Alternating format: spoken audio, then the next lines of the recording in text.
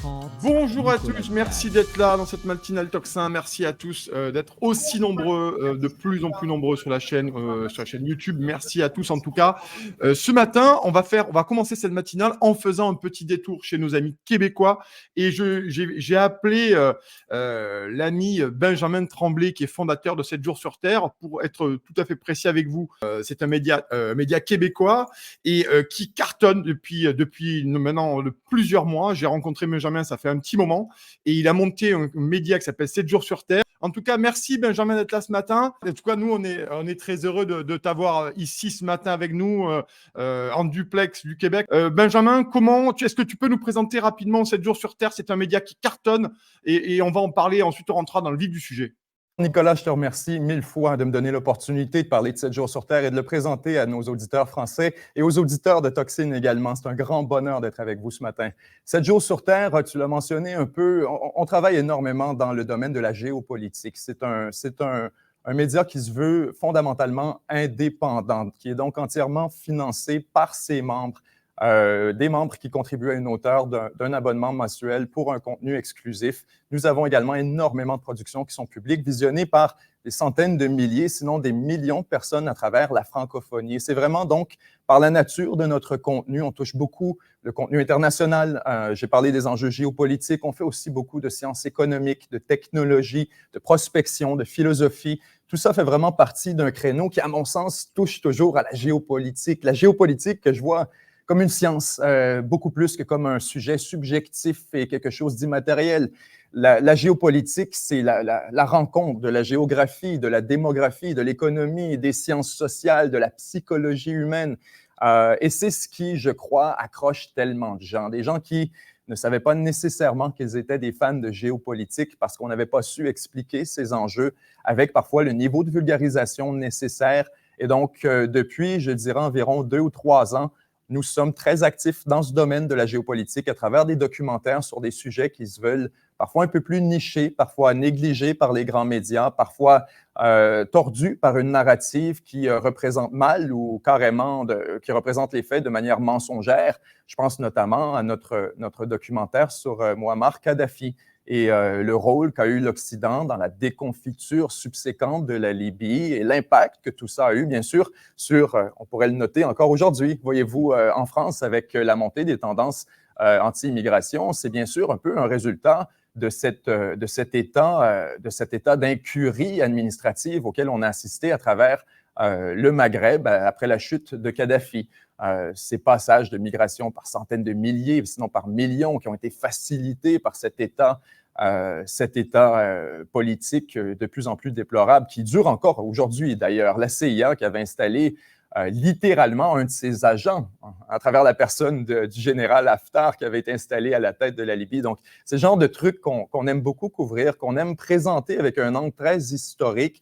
Et c'est, je crois, ce qui fait la force de 7 jours sur Terre. Alors, mais c'est passionnant, Benjamin. Alors, nous, ça fait un petit moment qu'on se connaît. On s'est déjà rencontrés, on se connaît. Moi, j'ai suivi l'émergence de ton média. Je l'ai connu dès le début. C'est un média, je l'ai dit, qui a énormément évolué, avec énormément d'abonnés. Je regardais tout à l'heure les stats, c'est absolument colossal. C'est plus de 20 millions de vues aujourd'hui. Tu as des vidéos qui dépassent les 700 000 vues. C'est une discussion qu'on avait eue tous les deux et que j'ai avec mes amis québécois, c'est-à-dire que souvent on se disait, le Québécois, à la différence du Français, s'intéresse peut-être moins à la géopolitique, s'intéresse moins à la politique. Et aujourd'hui, toi, tu prouves le contraire avec 7 jours sur Terre. Les vues font qu'à un moment donné, l'audience que tu as est colossale. Franchement, chers amis, je vous invite à aller regarder la chaîne de Benjamin et son équipe. Et c'est absolument colossal. Comment tu l'expliques ça, Benjamin? Vois-tu, tu touches quelque chose de très important, Nicolas. C'est vraiment un phénomène auquel moi aussi j'en suis témoin. Effectivement, les Québécois ont tendance à être moins impliqués dans l'actualité internationale, à être moins intéressés. Longtemps, je me suis demandé qu'est-ce qui se passe exactement, pourquoi, comment expliquer cette espèce de, sans dire un désintérêt, on pourrait dire un manque d'implication. On sent que ça ne nous rejoint pas carrément. Et la meilleure explication que j'ai pu trouver par autant d'empathie pour les miens en essayant de leur trouver des excuses, j'ai l'impression, Nicolas, que nous sommes un peuple sans pays. Les Québécois, par leur histoire nationale, ont rejeté le fédéralisme canadien à 2 occasions déjà, à travers un référendum qui s'est avéré plus serré que ne l'aurait voulu, bien sûr, l'entité fédérale. La première fois, autour de 40% des Québécois ont voté pour se séparer du Canada. La deuxième, 49,9%. Ça a été donc un vote extrêmement divisif et douloureux. Les Québécois se sont dit non à un pays. Ils se sont dit non à participer à ce monde, à prendre place à la table des nations. Donc, à partir du moment où on arrive à cette espèce de traumatisme historique où les Québécois se retirent du monde et acceptent d'une manière de concéder leur souveraineté nationale, leur identité et par conséquent, par extension, leur rôle sur la scène internationale, tout ça a été délégué à Ottawa, qui lui-même a délégué tout ça à Washington. Alors, les Québécois, bien sûr, se sentent très peu touchés par l'actualité internationale. Ils ont l'impression qu'ils n'ont pas d'influence, que peu importe ce qu'ils pensent, ça ne change rien, que tout ça est décidé au-dessus de leur tête. Et d'une manière, à cause de ce phénomène de rejet du Canada qui est très présent dans la francophonie, j'imagine que ça peut être un rôle à jouer dans tout ça. Maintenant, c'est un peu pourquoi je m'en réjouis autant de voir l'impact de 7 jours sur Terre, notamment sur les Québécois. Parce que de notre côté, assez rapidement, en raison justement de ce désintérêt massif et de cette espèce de laxisme dans les médias francophones ici au Québec pour la question internationale, on a eu beaucoup de difficultés à développer une audience au Québec, ce qui a fait qu'assez rapidement, et encore à ce jour, 90% de notre audience est à l'extérieur du Canada. On parle donc de nos cousins français, on parle d'Européens un peu partout à travers la zone. On parle également aussi du Maghreb et de l'Afrique francophone, qui sont des gros marchés pour nous.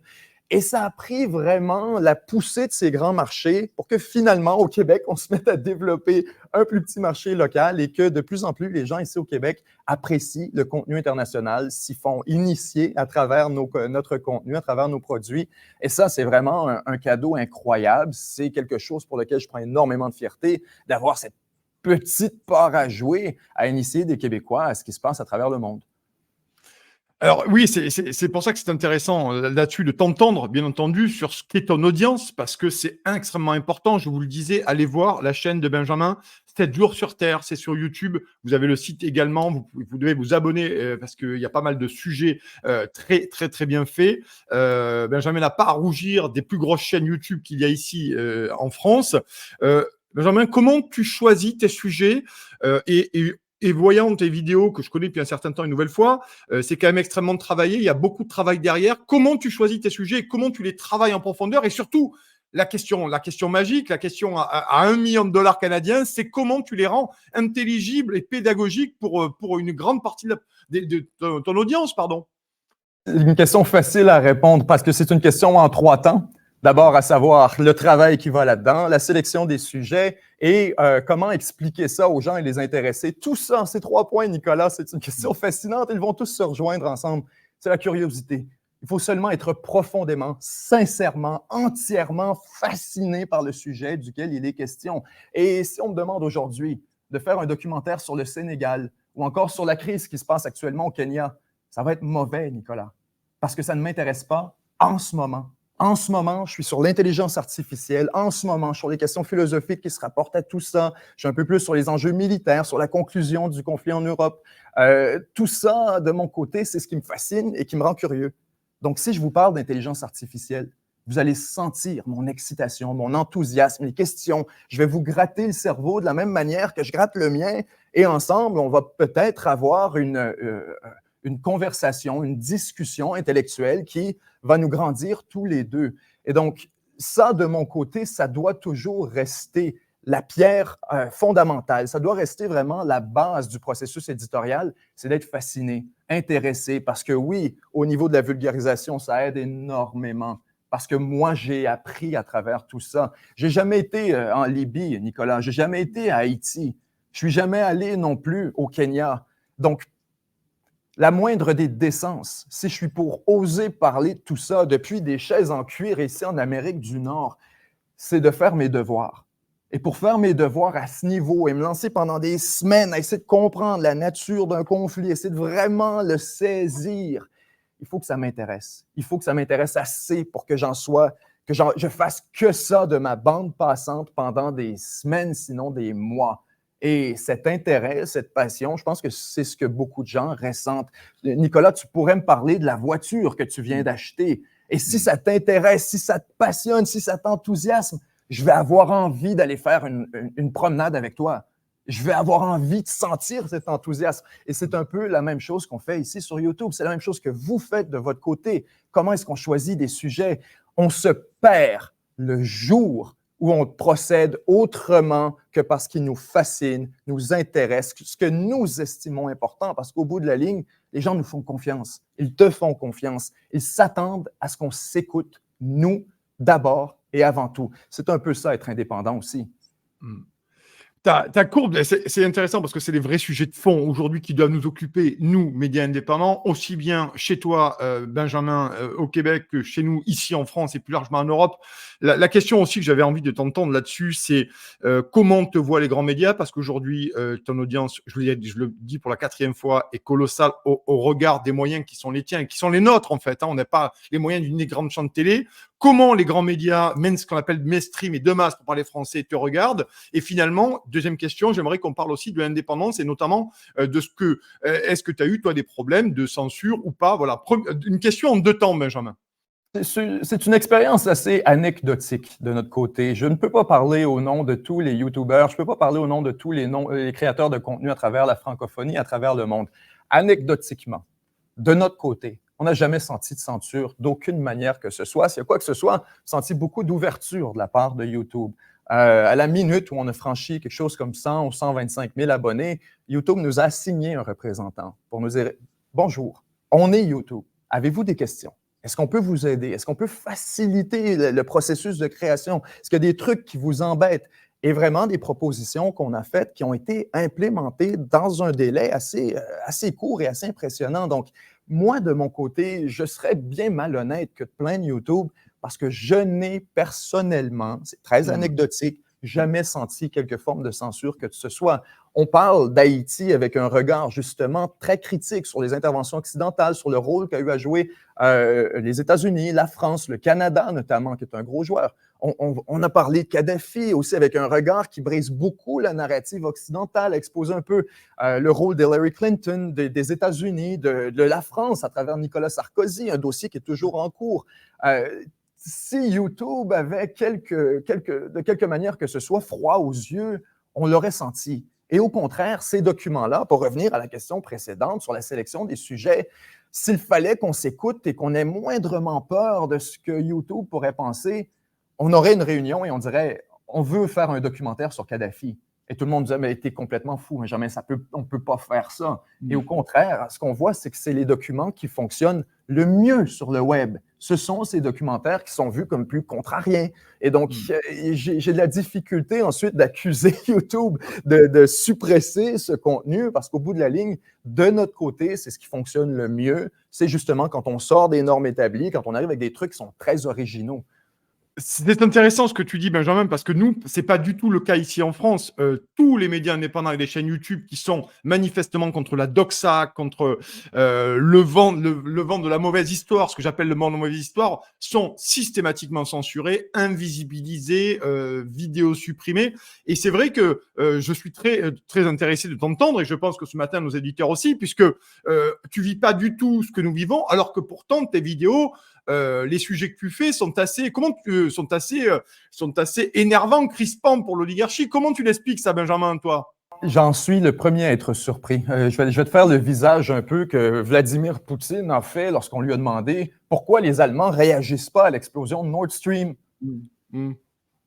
Aucune idée, Nicolas. Je ne comprends pas non plus pourquoi YouTube ne fait rien. Tout ce que je peux te dire, c'est qu'on essaie de travailler autant que possible avec un angle académique. D'abord et avant tout, un angle académique avant médiatique, avant l'enjeu de divertissement, d'abord et avant tout être irréprochable sur les faits, que ce soit à un niveau universitaire, à un niveau auquel on ne peut pas se faire prendre en défaut sur les affirmations, sur les chiffres, sur le narratif, sur l'histoire, sur le contexte. Ça, c'est de bien faire ses devoirs, j'imagine, qu'à un moment donné, même la personne, et c'est comme ça qu'on forme les recherchistes d'ailleurs, les recherchistes, les scripteurs, tout le monde qui travaille au contenu, je leur dis toujours, imaginez que vous avez derrière vous une audience extrêmement hostile de 10 ou 12 personnes, un Français, un Britannique, un Allemand, un Chinois, un Japonais, ces deux-là se détestent. Vous avez ensuite un Sud-Coréen, un Vietnamien, un Philippin, un Australien, et vous avez aussi des gens du Mali, du Burkina Faso, les bras croisés qui te regardent travailler.